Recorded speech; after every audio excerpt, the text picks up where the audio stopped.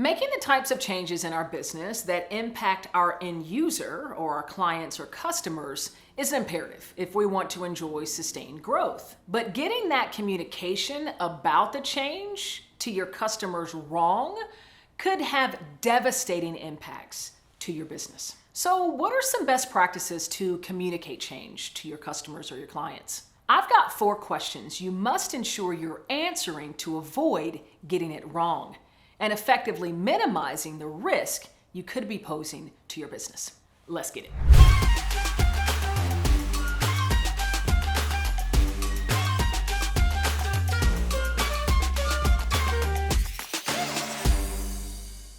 In this video, we're going to explore 4 questions any communication about change must answer when going out to your customers or your clients. I'm going to step through these one at a time and include rationale that's sure to convince you of the power that lies within each.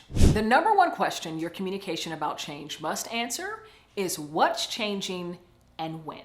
As succinctly and transparently as possible, communicate with your customer what's changing and when they can expect to see the impact of that change. This is what they've experienced up until this point. This is what they can expect to experience once the change takes effect. And as best you can, quantify the change, right? So the number of SKUs or products that you might be decreasing or eliminating from your portfolio. If you're increasing customer customization potential, perhaps in your e-commerce platform, explain what are the new options that they can expect to see. Question number 2, why now?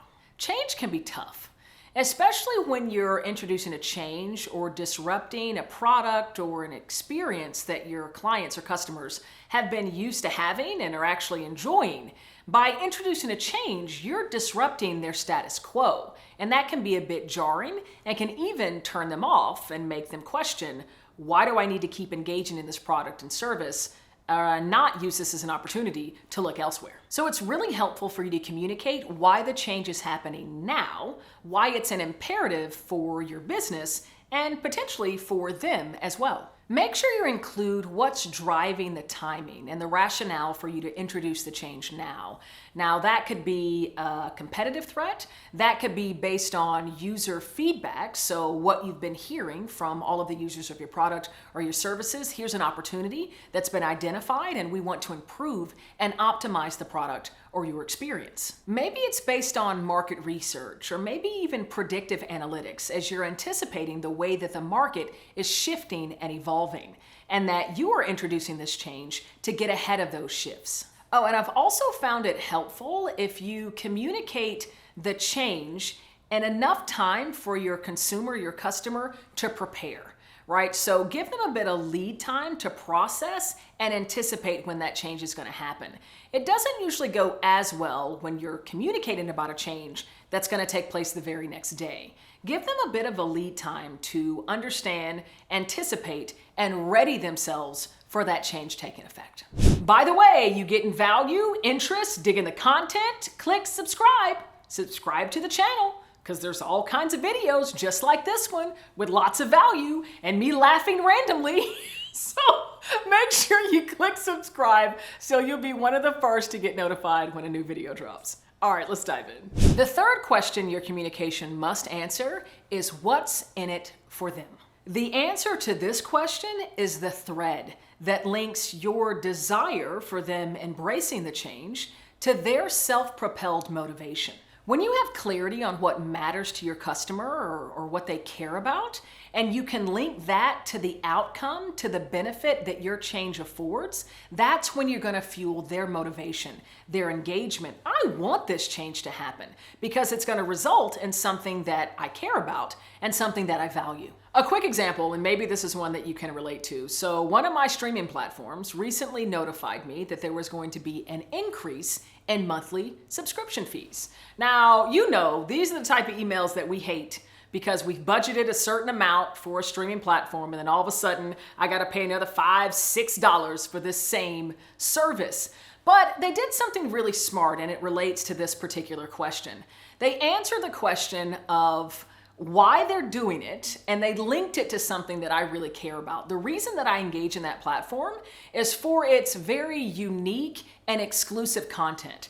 And they said the rationale for increasing the monthly subscription is because they were striving to offer more long-form content, so more unique movies and film, as well as more exclusive series. And I actually really enjoy the series on this particular platform. So for me, that was a compelling enough reason, a motivator for me to say, okay, I'm not going to cancel the subscription. I'll pay the extra $5 because that's actually the content that they're actually going to start growing is the stuff I actually care about and I want to see more of.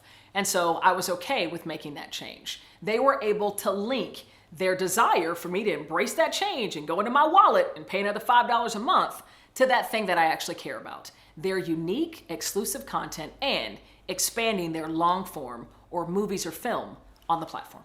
The fourth and final question, what should they expect in the short term and the long term? This really gets at the question of what does this all mean, right? Okay, you're making this change, you're telling me when it's gonna make it, you're telling me why I should care. All right, now what's really gonna happen? What do you need from me? So this is where you're communicating if they need to update contracts, if signatures are required, if they need to maybe visit one of your brick and mortar stores to actually engage or talk to a representative, if they can expect a phone call from one of your sales reps, what's gonna happen and what action do you need from them in order to move through the change? And of course, it's also really helpful to specify when no action is required. That actually was the case for that subscription increase in monthly costs. They specified nothing is needed from you as long as you don't have any issue or objection with this increase in monthly rate. So I'll also specify if no action is required. But you really want to get crystal clear on what they can expect and any action that's going to be required of them as you move through the change. Speaking of change and communication and leading others through change, I got something for you and you're not gonna pay for it. All you're gonna do is click on a link. I want to gift you a free chapter of my best-selling book, Change Enthusiasm, How to Harness the Power of Emotion for Leadership and Success. Now, this is a growth mindset that I've invented that meets you exactly where you are when leading through change with your customers or even internal to your organization. Meets you if you're feeling those difficult emotions like frustration, like anger, and how to transform that emotional energy into fuel to propel you forward. It's yours today for free. All you gotta do is click on the link below. I wanna make sure you have the data, the research, the insights to help propel and fuel your growth through even your greatest change challenges. I'm Cassandra Worthy, and until we meet again, keep growing and keep rocking.